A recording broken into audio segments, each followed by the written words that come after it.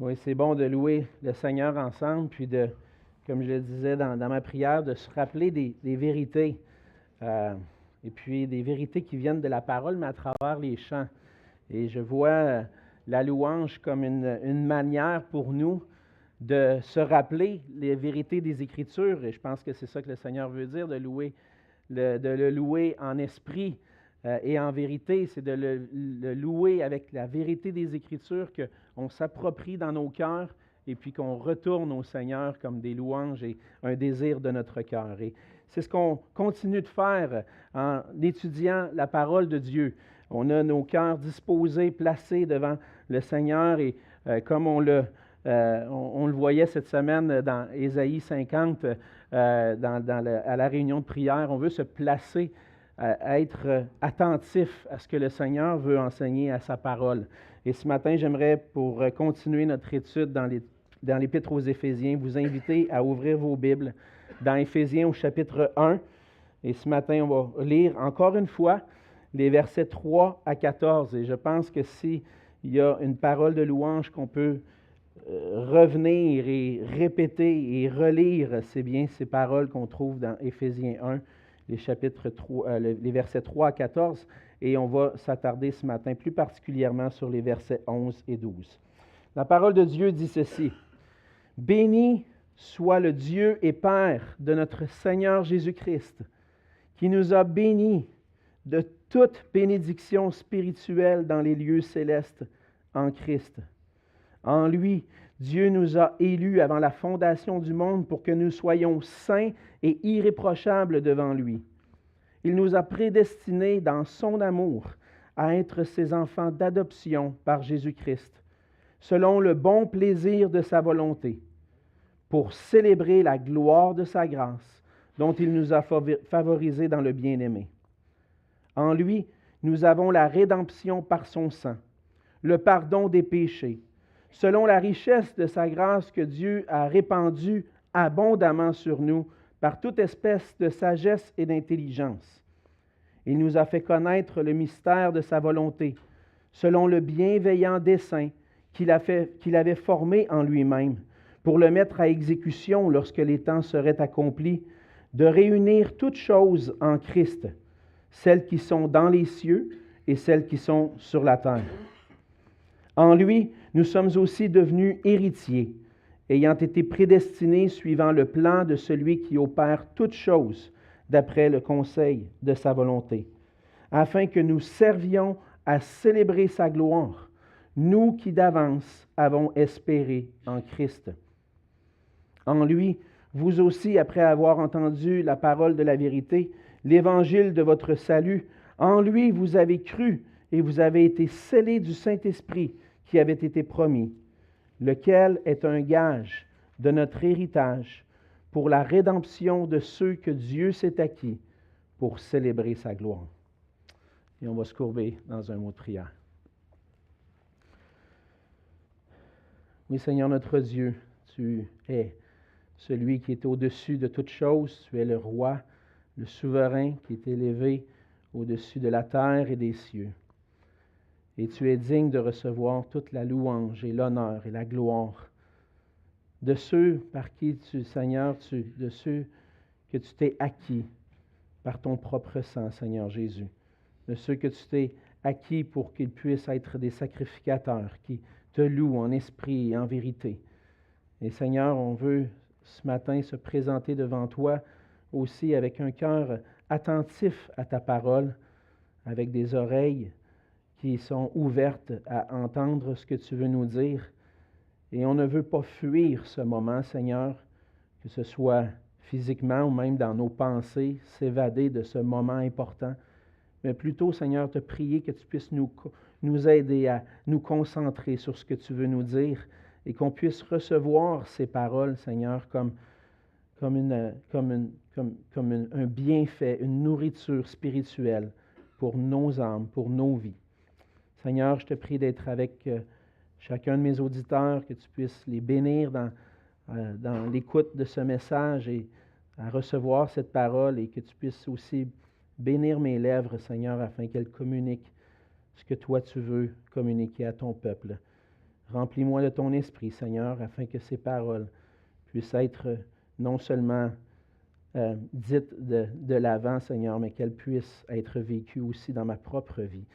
Et Seigneur, que ton nom puisse être glorifié dans chacune de nos vies et dans ton Église. Et c'est dans le nom précieux de Jésus que je te prie. Amen. Amen. Il y a quelques années, là, je dirais peut-être déjà, ça fait, quand je calcule, je regarde en arrière, pour moi, ça fait déjà longtemps, une quinzaine d'années à peu près. J'étais pas encore dans le ministère pastoral et puis j'étais impliqué dans mon église locale, à l'église de Longueuil, comme trésorier de l'église. Et donc, c'est moi qui s'occupais de la comptabilité, qui préparait les rapports, toutes les données, de comptabiliser tout ça, de présenter ça à l'église. Mais ça m'amenait aussi à voir des gens qui venaient me voir parfois, puis de me demander, Alexandre, t'es-tu à l'aise, toi, avec les impôts, puis faire des rapports d'impôts, puis ben oui, je peux peut-être vous aider. Je pense que des fois, les gens, c'est pas trop compliqué. J'ai aidé quelques personnes comme ça, mais j'ai aidé un ami un certain moment. Puis cette aide-là que je pouvais apporter me faisait voir la bénédiction du Seigneur dans la vie de mes frères et sœurs que j'aidais à faire leur déclaration de leurs revenus. Je voyais que le Seigneur répondait à leurs besoins. Puis des fois, on terminait la déclaration, puis là, il y avait un beau retour d'impôt, puis là, hey, c'est bon, hey, je vais pouvoir mettre ça de côté pour une voiture. Puis on voyait comment Dieu prenait soin à travers ça. Mais il y a un jour, je travaillais à aider un ami, puis c'était un ami qui était quand même avancé en âge, qui avait été missionnaire au Québec pendant plusieurs années, un pasteur à la retraite, puis qui me partageait à chaque fois combien le Seigneur avait été bon envers lui, malgré le fait que des fois, comme missionnaire, on n'a pas toujours les revenus ou on ne voit pas toujours les revenus qu'on s'attendrait. Mais à un certain moment donné, il a reçu un héritage inattendu. Et puis le Seigneur l'a béni de cette façon-là, puis il a pu avoir une retraite quand même assez confortable, puis assez pour répondre à ses besoins, parce que le Seigneur lui avait donné quelque chose d'inattendu. Et des fois, le Seigneur peut nous bénir de cette façon-là, en nous donnant un héritage. Puis recevoir un héritage, c'est quand même un privilège, même si, malheureusement, peut-être que vous l'avez déjà vécu dans vos familles, dans bien des familles, des fois, l'héritage laissé donne place à de l'égoïsme et puis des chicanes dans les membres de la famille. Mais quand ça se passe bien, c'est une bénédiction pour ceux qui le reçoivent. Mais ça, l'héritage est encore plus considéré comme une bénédiction lorsqu'en principe, on ne fait pas partie des gens qui devraient avoir part à cet héritage-là. On le voit encore plus comme une bénédiction de la part de Dieu. Et lorsque nous devenons héritiers, ce qu'on veut faire lorsqu'on reçoit un héritage, on veut considérer la personne de qui on l'a reçu, puis honorer cette personne-là. Je ne veux pas utiliser cet argent-là qui m'a été laissé de n'importe quelle façon. Je veux honorer ce qu'elle m'a donné et puis l'utiliser de la bonne façon. Puis en tant que chrétien, on voit dans les Écritures qu'on a reçu de la part de Dieu de multiples bénédictions spirituelles. Et on voit dans Éphésiens 1, depuis plusieurs semaines maintenant, qu'on goûte ces bénédictions spirituelles-là dans le but d'honorer le Seigneur, dans le but de célébrer sa gloire. Mais bien souvent, on oublie la grandeur de ces bénédictions spirituelles-là, puis on oublie de rendre honneur et la gloire à celui qui nous fait part de ces bénédictions-là, celui qui nous a tellement bénis.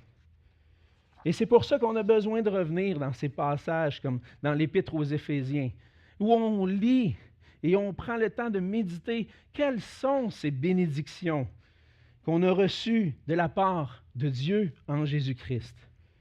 Et à travers une parole de louange, Paul nous fait part de ces bénédictions-là. Et c'est l'Évangile, c'est la bonne nouvelle qui nous a conduits à connaître Jésus-Christ et à pouvoir placer notre foi en lui, nous unir à lui dans la foi pour goûter ces bénédictions-là.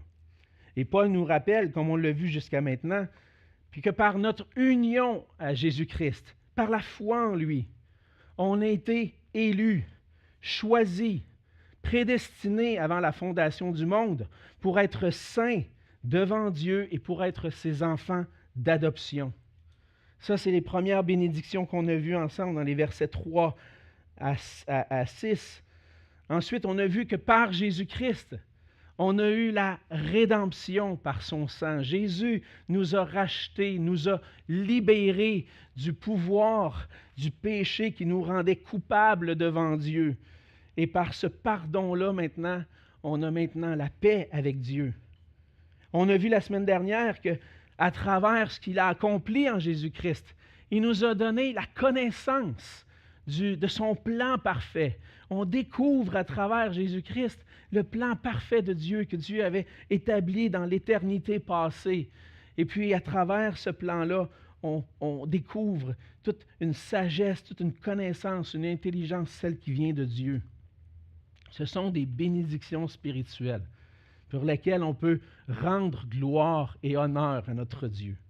Et ce matin, dans les versets 11 et 12, on voit une autre bénédiction spirituelle que nous avons en Jésus-Christ, et on voit que par notre union à Jésus-Christ, nous sommes devenus des héritiers de Dieu dans le but de célébrer sa gloire. C'est ce qu'on voit dans le verset 11. L'apôtre Paul va commencer en disant « En lui, nous sommes aussi ».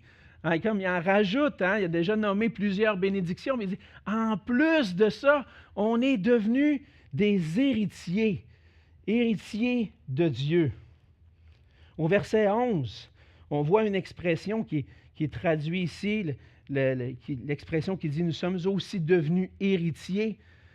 Je vous ai parlé la semaine dernière des fois des complications qu'on trouve des fois dans le texte, puis des réflexions qu'on peut faire, puis comment on peut traduire ce mot-là de l'original.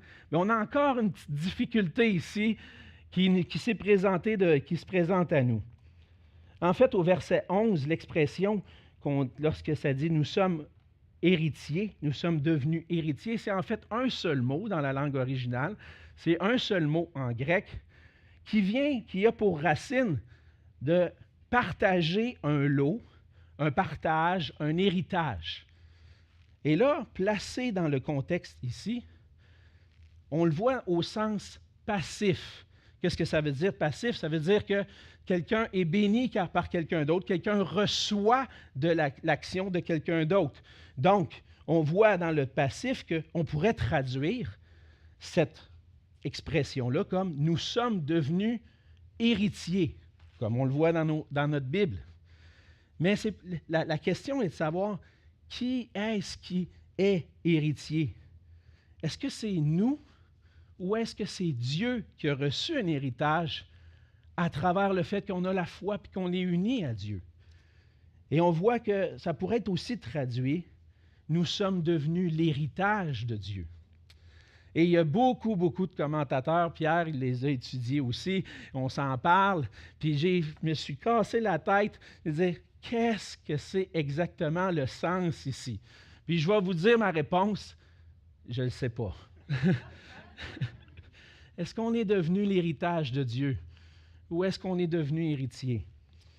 Je ne sais pas exactement à 100%, je ne peux pas vous dire avec conviction à 100%, parce que le mot permet de traduire des deux façons, puis on voit les deux vérités dans les Écritures. On voit dans l'Ancien Testament que le peuple d'Israël était l'héritage de Dieu.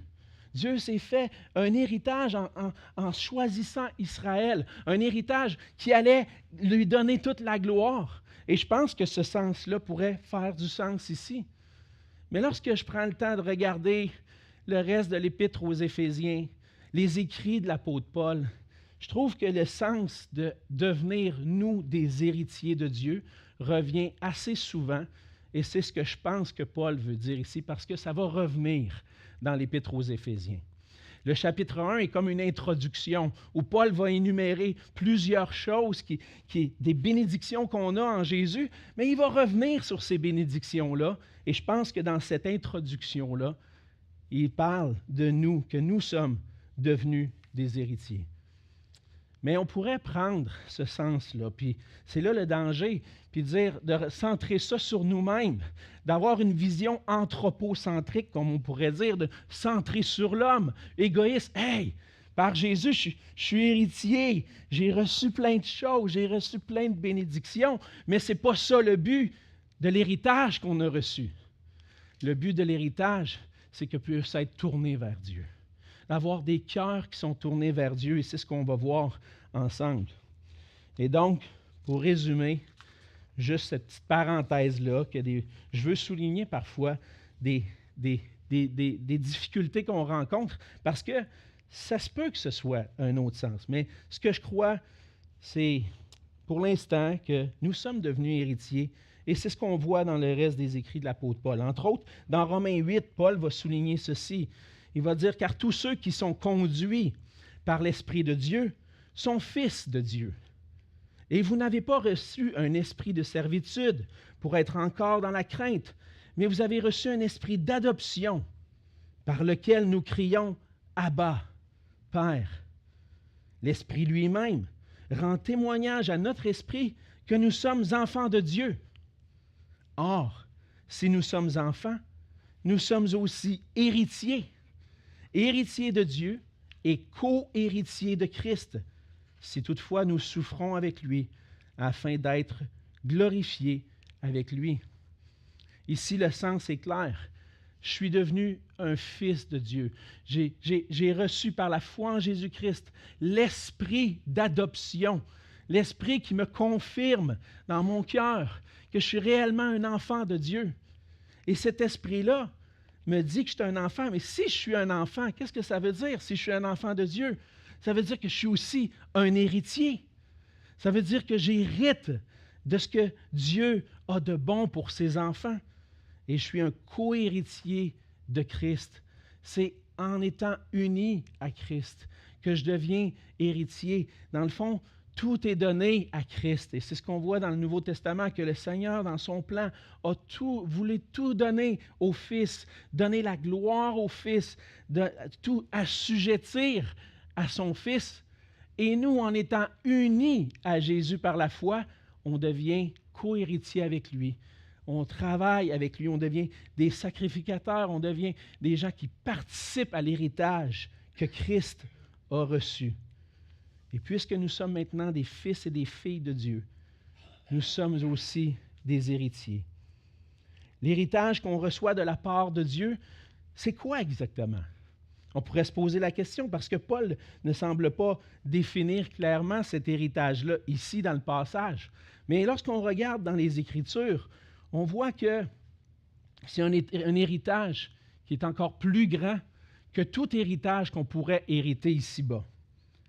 On voit dans 1 Pierre, au chapitre 1, les versets 3 à 5, encore une fois, une parole de louange de la part de Pierre, mais qui va souligner, c'est quoi l'héritage? Qu'est-ce que c'est l'héritage qu'on a reçu? Il dit, « Béni soit Dieu le Père de notre Seigneur Jésus-Christ, qui selon sa grande miséricorde nous a régénérés pour une espérance vivante par la résurrection de Jésus-Christ d'entre les morts, pour un héritage qui ne peut ni se corrompre, ni se souiller, ni se flétrir. Il vous est réservé dans les cieux, à vous qui par la puissance de Dieu êtes gardés par la foi pour le salut, prêt à être révélé dans les derniers temps. » Donc, ce que Pierre souligne, qu'on voit de qu'est-ce que c'est cet héritage-là, premièrement, c'est un héritage qui dure éternellement. Ce n'est pas un héritage qui va se détériorer avec le temps.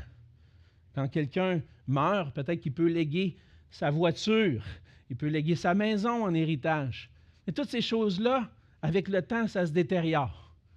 Mais ce que Pierre dit, c'est que l'héritage que le Seigneur nous donne ne va jamais se détériorer. Il ne va jamais perdre sa valeur.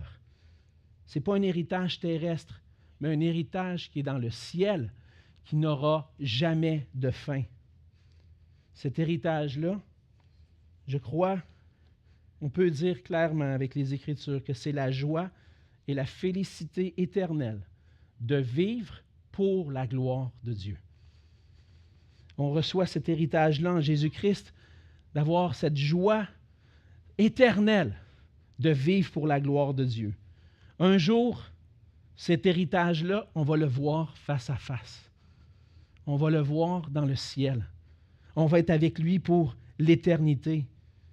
Et c'est là qu'on va pouvoir le voir tel qu'il est, qu'on va pouvoir le contempler tout pour toujours. En fait, notre héritage, c'est le Seigneur lui-même qui va combler nos cœurs de joie pour toujours. La véritable soif de notre cœur, c'est une soif de Dieu lui-même.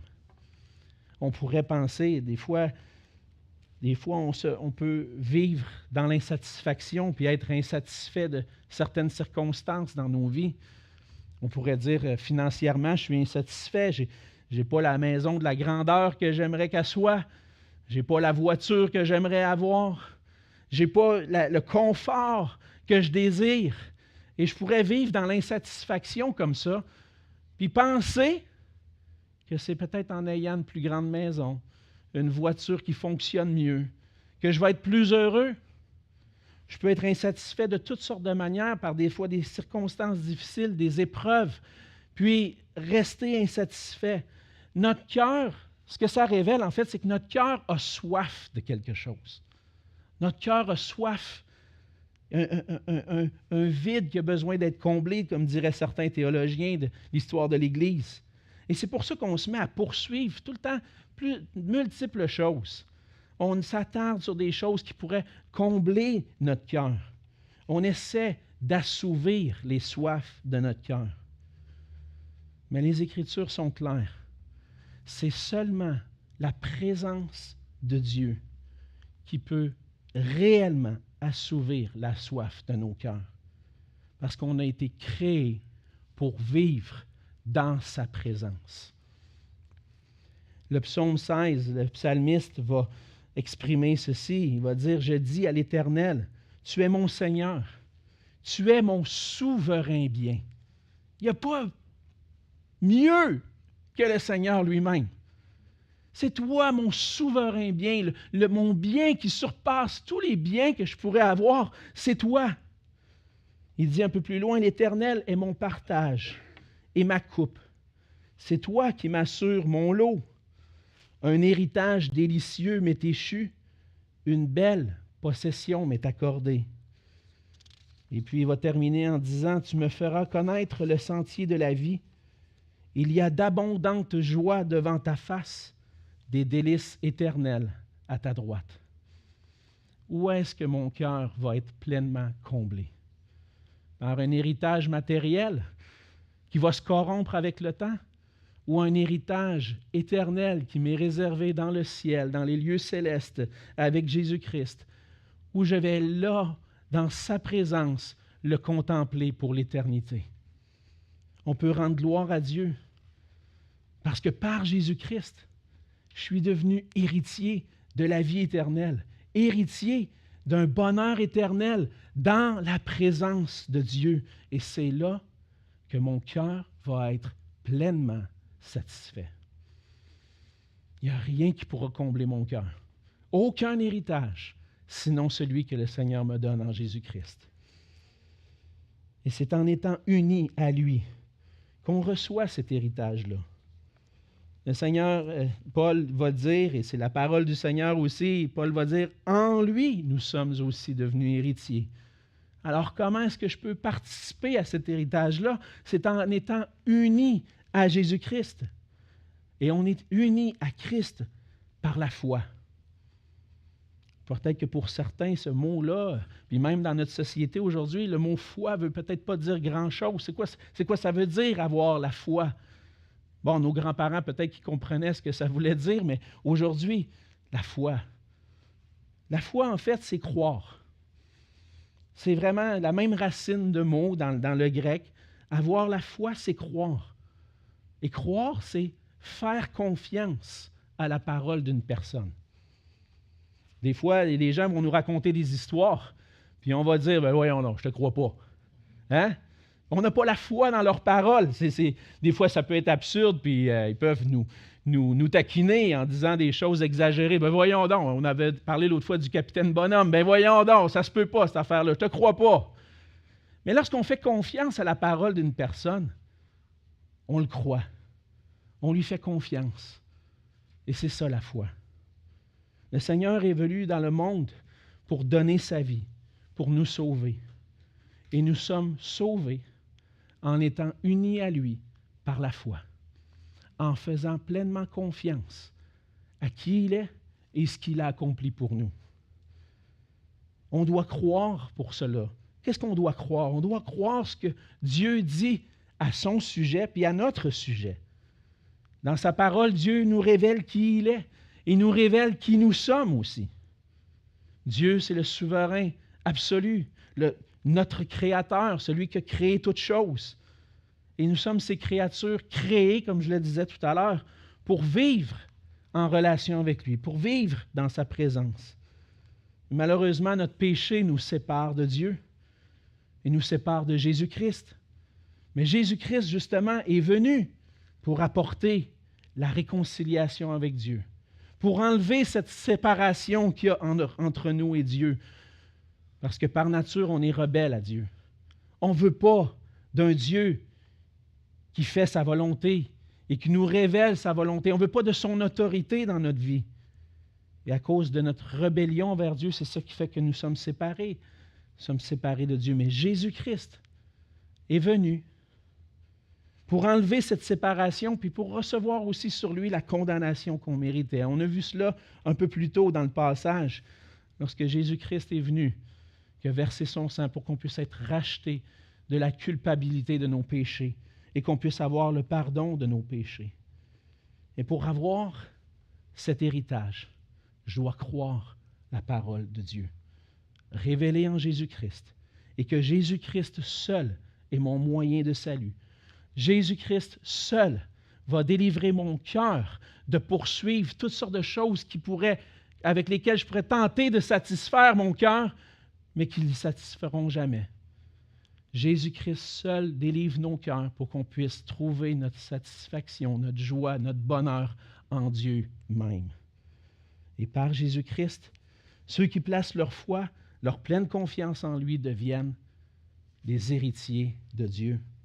Ils vont vivre dans sa présence pour l'éternité. On voit deuxièmement dans le passage qu'on est devenu héritier de Dieu, mais ça suivait quelque chose de particulier. Paul va dire qu'on a été prédestinés suivant le plan de celui qui opère toutes choses d'après le conseil de sa volonté. Nous avons été prédestinés.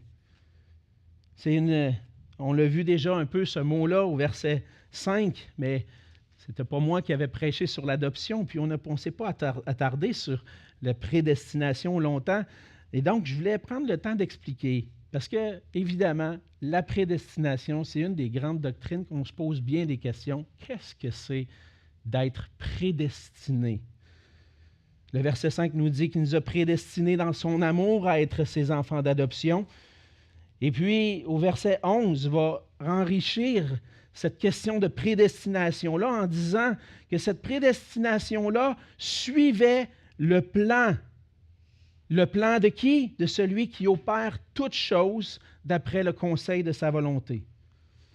Et la prédestination, c'est le fait que Dieu a décrété, avant la fondation du monde, planifié longtemps d'avance, que certaines personnes allaient avoir part à son héritage et que d'autres n'auraient pas part à cet héritage-là. L'élection, on dit on a été élu avant la fondation du monde, fait partie de la prédestination. Je peux être prédestiné à être un enfant de Dieu, ça veut dire que j'ai été élu. Un peu, je pourrais faire une comparaison. Lorsque quelqu'un prépare un testament d'avance, il va léguer son héritage à des gens qu'il a choisis en particulier. Il pourrait donner à une fondation, il pourrait dire donnez-les aux gens qui en ont besoin. Mais bien souvent, lorsqu'on fait notre testament, on veut léguer notre héritage à des gens en particulier. Et c'est ça que Dieu a fait. Longtemps d'avance, avant la fondation du monde, il a choisi des gens qui allaient avoir part à cet héritage-là. Et comme un testament est préparé d'avance, le Seigneur a déterminé d'avance qui allait goûter à cet héritage-là. Et là, on pourrait dire, OK, je comprends, mais là, ça nous pose plein de questions. Et puis, comment est-ce que le Seigneur a fait ça? Mais le Seigneur fait ça parce qu'il opère toutes choses d'après le conseil de sa volonté. Qu'est-ce que Paul veut dire par là? Il opère toutes choses, il fait toutes choses. Toutes choses que le Seigneur fait, le fait parce qu'il veut le faire. Il possède l'autorité, il possède le contrôle pour le faire. Avant la fondation du monde, le conseil de la Trinité était réuni, le Père, le Fils, le Saint-Esprit, et ont exprimé leur volonté parfaite dans un plan parfait. Ils ont désiré que Dieu soit glorifié ensemble. Comment on peut manifester la gloire de Dieu, manifester sa grandeur, manifester sa bonté, sa justice et tous ses attributs? Comment est-ce qu'on peut manifester ça pour que la gloire revienne à Dieu? Ils ont établi un plan pour le faire. Et dans ce plan-là, ça voulait dire que le Fils allait aller dans le monde pour sauver des pécheurs qui ne vivaient pas selon son plan. Son plan, c'était que le Fils allait être glorifié et que dans l'œuvre de l'Esprit Saint, des gens allaient être conduits à lui pour le glorifier.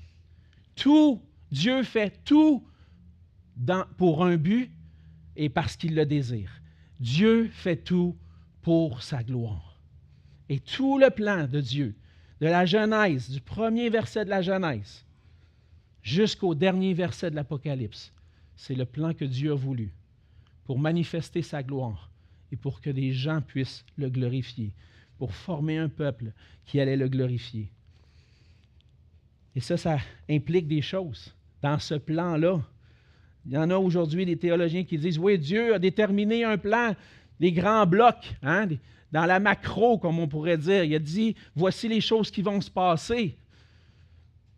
Mais on voit dans Éphésiens 1, verset 11, que ce n'est pas juste les grands blocs, mais aussi des détails que Dieu a planifiés. Parce que Dieu opère toutes choses. Il n'en laisse pas de côté. Toute chose est faite selon sa volonté. Et donc, ce plan-là était détaillé.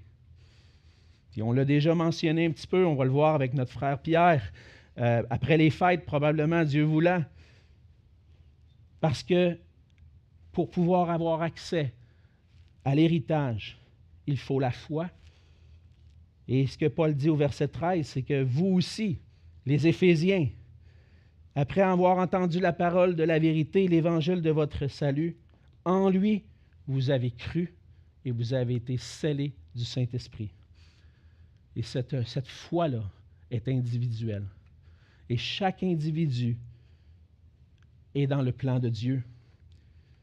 On va voir un verset dans les Écritures, que Dieu a un plan parfait, détaillé. Avant même notre naissance, Dieu connaît tout de nous.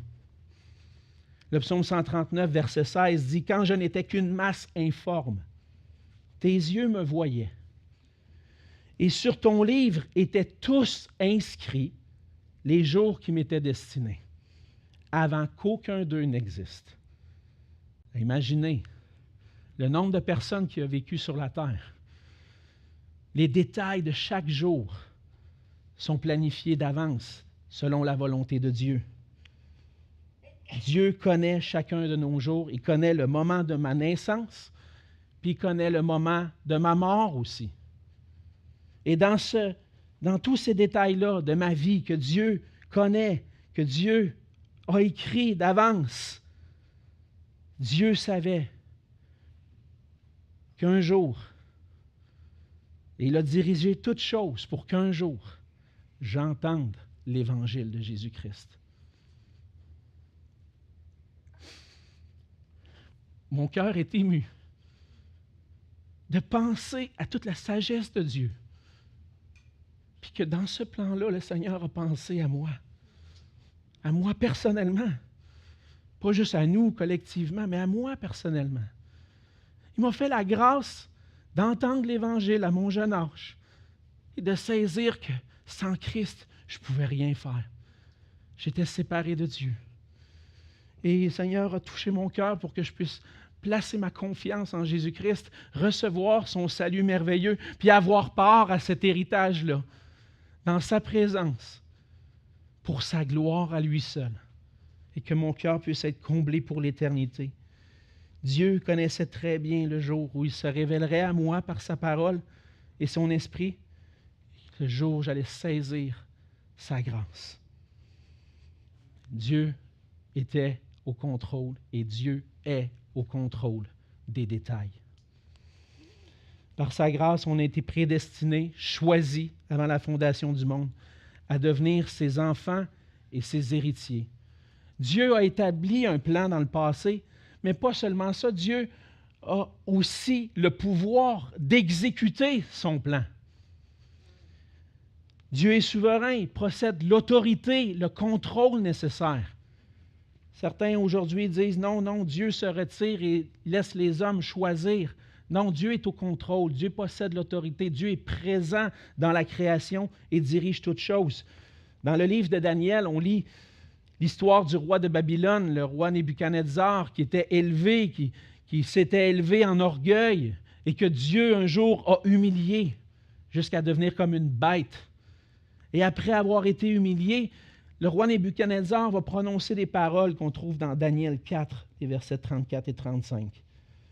Il dit, après le temps marqué, moi, Nebuchadnezzar, je levai les yeux vers le ciel et la raison me revint. J'ai béni le Très-Haut. J'ai loué et glorifié celui qui vit éternellement, celui dont la domination est une domination éternelle et dont le règne subsiste de génération en génération. Tous les habitants de la terre ne sont à ses yeux que néant. Il agit comme il lui plaît avec l'armée des cieux et avec les habitants de la terre. Et il n'y a personne qui résiste à sa main et qui lui dise « Que fais-tu » ? Dieu a un plan et le pouvoir de l'accomplir. Notre Dieu possède l'autorité et le contrôle pour accomplir ses plans et c'est pour ça que Paul souligne au verset 11 qu'il opère toutes choses selon le conseil de sa volonté. Il opère, il travaille, il fait son œuvre. Dans Ésaïe 46, le prophète Ésaïe va souligner dans les versets 9 et 11 à 11, « Souvenez-vous de ce qui s'est passé dès les temps anciens, car je suis Dieu, il n'y en a point d'autre. Je suis Dieu, et nul n'est semblable à moi. J'annonce dès le commencement ce qui doit arriver, et longtemps d'avance ce qui n'est pas encore accompli. Je dis, mes arrêts subsisteront, j'exécuterai toute ma volonté. » On peut avoir de la difficulté avec... je me rends compte que je n'ai pas fini de lire le passage. J'allais un peu plus loin. « J'exécuterai toute ma volonté. C'est moi qui appelle de l'Orient un oiseau de proie, d'une terre lointaine un homme pour accomplir mes desseins. Je l'ai dit, je le réaliserai, je l'ai conçu et je l'exécuterai. » Dieu peut accomplir son plan et appelle même des hommes à l'intérieur de son plan pour accomplir ses desseins. Dieu a tout planifié et personne ne peut empêcher Dieu d'accomplir ses plans. Ça nous amène à une vérité. Dieu ne fait pas de plan qu'il ne peut pas accomplir. Parce que tous les plans de Dieu s'accomplissent. Il l'a décrété, il va le faire. Et dans ce décret-là, il avait choisi des gens pour être des héritiers, pour l'éternité. Certainement, la doctrine de la souveraineté de Dieu, la souveraineté complète de Dieu, la prédestination, C'est des doctrines difficiles à accepter pour l'être humain. C'est difficile pour nous d'accepter. Dieu est si puissant, Dieu a tant de pouvoir, tant d'autorité. Ultimement, ce qui amène les gens à rejeter l'existence de Dieu, c'est le fait qu'ils n'acceptent pas la souveraineté de Dieu dans leur vie. Par nature, on ne veut rien savoir de quelqu'un qui gère ma vie, de quelqu'un qui voudrait me diriger pour que je puisse lui donner la gloire à lui. Non, naturellement, ce qu'on veut, c'est on pense à nous. On veut être reconnu. On veut que nos cœurs soient satisfaits. On veut avoir, en quelque sorte, on veut que les gens nous adorent. Plutôt que d'adorer Dieu, on veut que les regards soient tournés vers nous. On arrive au point où on va dire, et c'est ce qui s'est passé dans le Jardin d'Éden, personne ne va me dire quoi faire puis comment le faire. Surtout pas Dieu. Ma vie m'appartient, puis je vais faire ce que je veux. C'est ça, notre nature. Puis même en tant que chrétien, parfois, on a ce cœur-là. Ce cœur qui désire faire à sa tête une tête de cochon, comme on dit en bon québécois. Il n'y a personne qui va me dire quoi faire. C'est moi qui décide. Cette attitude-là de rébellion envers Dieu amène les gens à rejeter le plan de Dieu. Personne ne va me dire qui je suis.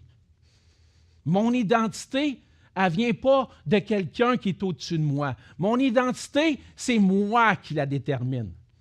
Alors, plein d'implications, hein? Je suis né avec un corps mâle. Ça, là, je ne veux rien savoir de quelqu'un qui aurait programmé ça d'avance. Moi, je me sens comme ça. Je veux être une femme. Je vais être une femme. C'est ça notre cœur. On va se rapprocher un peu de nous. Hein? Le Seigneur a planifié un plan que j'allais m'attacher à une seule femme.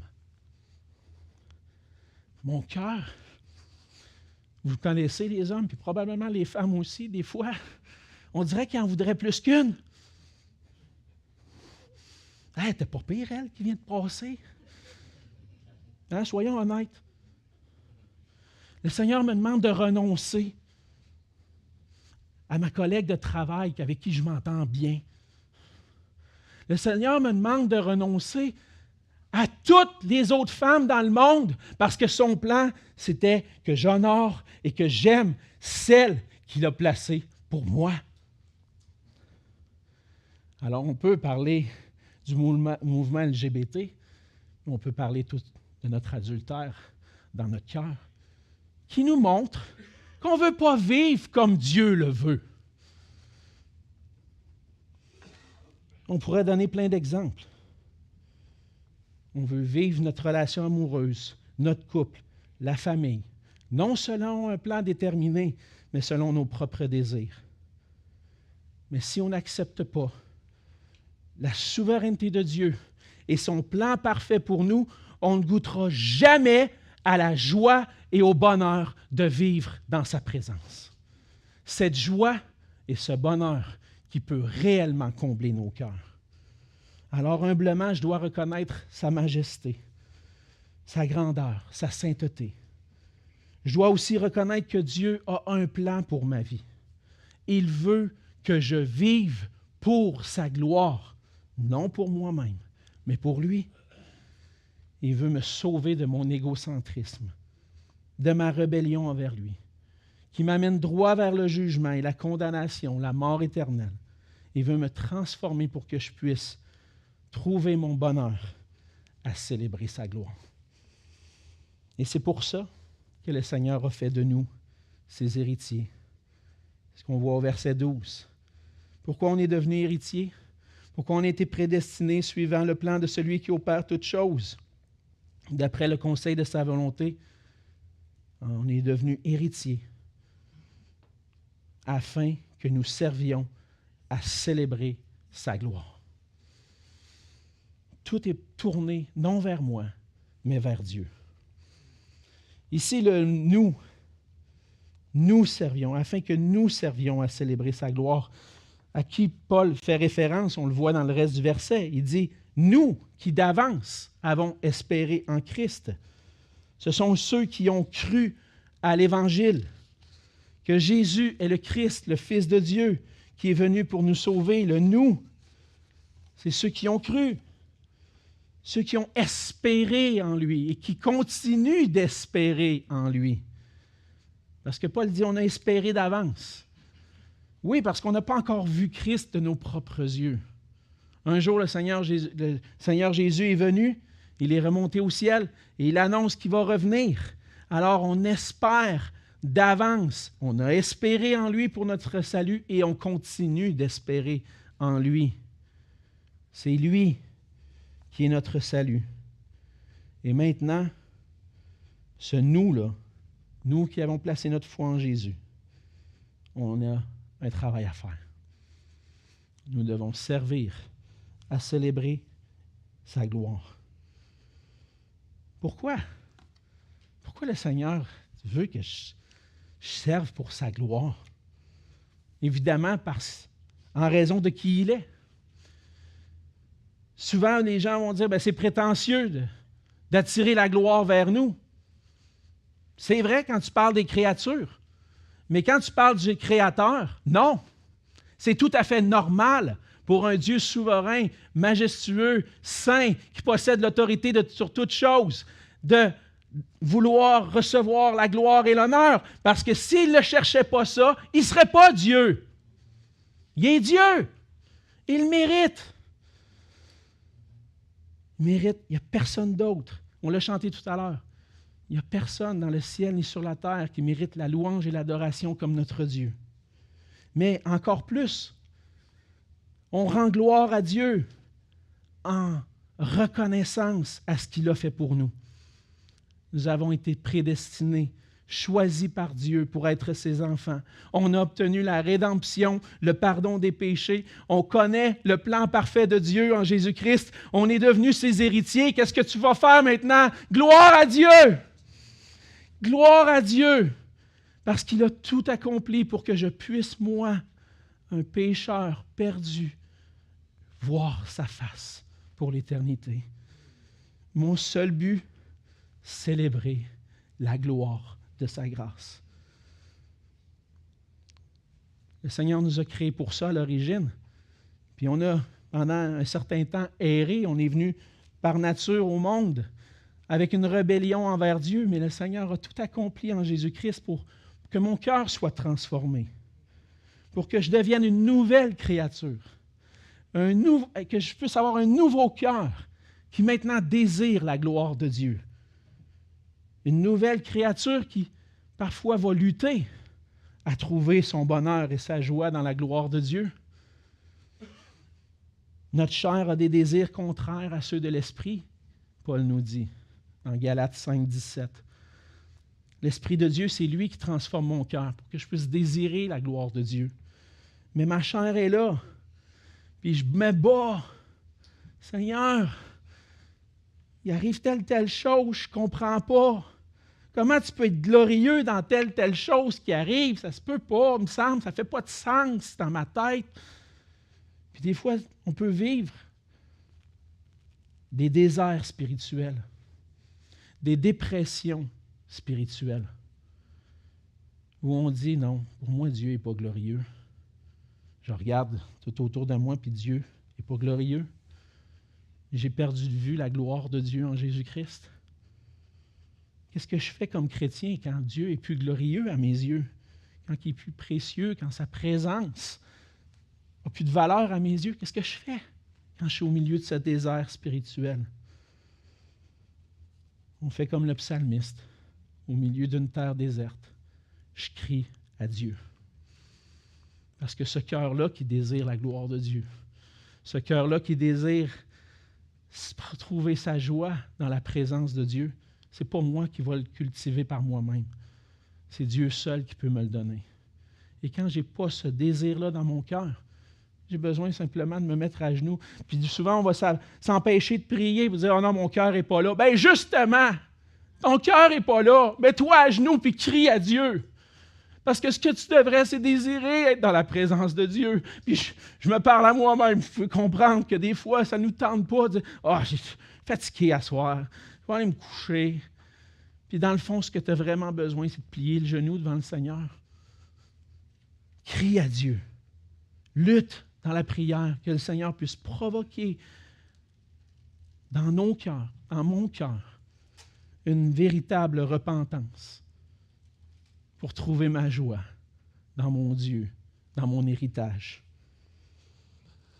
Par notre union à Jésus-Christ, on est devenus des héritiers de Dieu dans le but de célébrer sa gloire. Et on a vu ce matin que c'est en étant unis à Jésus-Christ qu'on devient ses co-héritiers, héritiers de Dieu, que cet héritage-là suivait le plan parfait de Dieu, qui a mis à exécution, qui l'a accompli et qui va accomplir parfaitement. Et tout ça dans le but de célébrer la gloire de sa grâce. Cette gloire qui a été manifestée avec richesse envers nous en Jésus-Christ. Maintenant, notre vie est un instrument dont Dieu veut se servir pour sa gloire. Alors, chaque jour, j'ai besoin de me rappeler plusieurs fois, souvent dans la même journée, que je ne vis plus pour moi-même, mais pour la gloire de mon Dieu. Ma vie lui appartient. Il fait tout ce qu'il veut avec. On pose souvent la question aux jeunes, qu'est-ce que tu veux faire dans la vie? On ne pose pas la bonne question. On voudrait plutôt poser comme question, qu'est-ce que Dieu veut que tu fasses de ta vie? C'est pas mauvais de réfléchir au futur puis de penser à qu'est-ce que je vais faire plus tard, je vais préparer, je vais étudier. Mais est-ce que Dieu est dans tes plans? Parce que ton plan, ton objectif premier, c'est de vivre pour sa gloire. Est-ce que Dieu est dans tes plans? C'est quoi la volonté de Dieu? Que tu le glorifies en Jésus-Christ. Et ensuite, tu suis ses pas. Il te guide. Ma vie ne m'appartient plus. Le Seigneur m'a appelé ici à être comme pasteur à l'église de Saint-Hubert. Combien de temps? J'ai aucune idée. Moi, ça serait jusqu'à la fin de mes jours. Je n'ai pas de problème. Pour l'instant, je suis heureux. On est bénis. On travaille ensemble à l'œuvre de Dieu. Pas de problème avec ça. Mais un jour, peut-être que le Seigneur dit, non, c'est une autre direction. Peut-être qu'un jour, le Seigneur dit, non, regarde, tu vas laisser la place à celui qui va suivre après toi. Tu vas-tu être prêt à te tasser dans ce temps-là?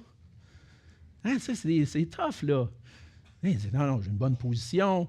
Je suis quand même, tu sais, je veux dire, je vis bien. Vas-tu être prêt à me tasser quand Dieu va préparer celui qui va suivre? C'est le Seigneur qui dirige ma vie. Il peut faire ce qu'il veut. Ma vie sert à sa gloire. Maintenant, le Seigneur nous appelle à vivre pour sa gloire. Comment est-ce qu'on va faire ça? En cherchant à comprendre son plan parfait, sa volonté pour nos vies. Vivre avec des cœurs transformés, qui vont adorer Dieu par leur bouche, mais aussi dans leur cœur, chaque jour de leur vie, par des vies transformées qui vivent pour la gloire de Dieu. Prions ensemble. Seigneur notre Dieu, on veut te donner toute la gloire et l'honneur. Nous voulons célébrer ensemble la gloire de ta grâce.